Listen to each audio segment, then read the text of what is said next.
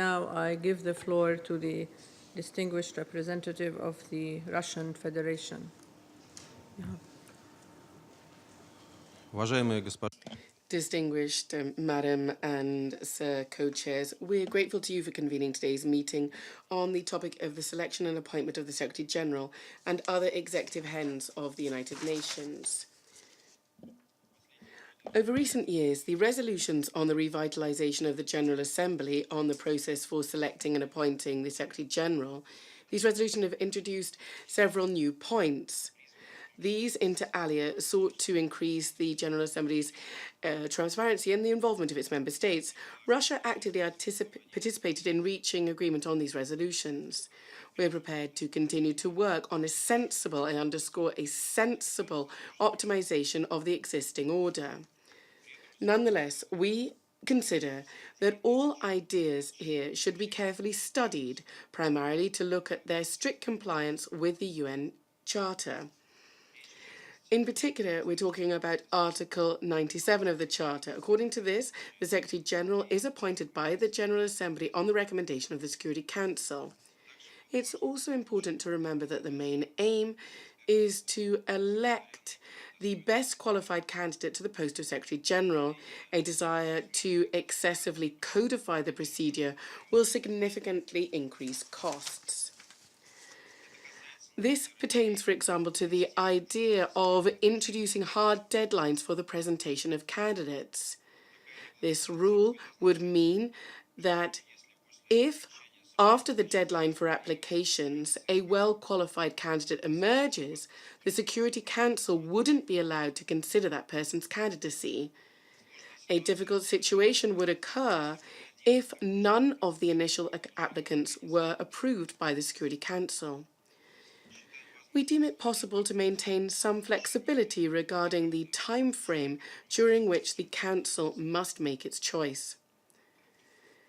We still do not think it's a good idea to focus on strengthening gender aspects when selecting the Secretary General. Such decisions should be taken first and foremost based on the professional qualities of the applicants. In our opinion, there's a need to pick the best of the best, and the person's gender here is a secondary issue. We regularly hear demands for an increase in openness in the process of candidate selection. We consider that these demands should be balanced out with an understanding of the delicate nature of the issue. We're talking both about the personal prestige of candidates and also the prestige of those states putting them forward. In particular, in our opinion, it's not a good idea to announce the results of the rating votes which take place in the Security Council for each applicant. The use of the platform of the General Assembly during the election campaign should not, so to speak, shuffle the cards of the regular work of that body. The best form for candidates to hold discussions with member states are the regional groups, where the so-called interactive dialogues can be more substantive and interactive. We deem it necessary to avoid duplication of such meetings with the participation of candidates in the General Assembly and the Security Council. The current number and length of term in office to which the Secretary General is elected, in our opinion, is the best. This model means that we can determine whether the person is worthy of being re-elected or not.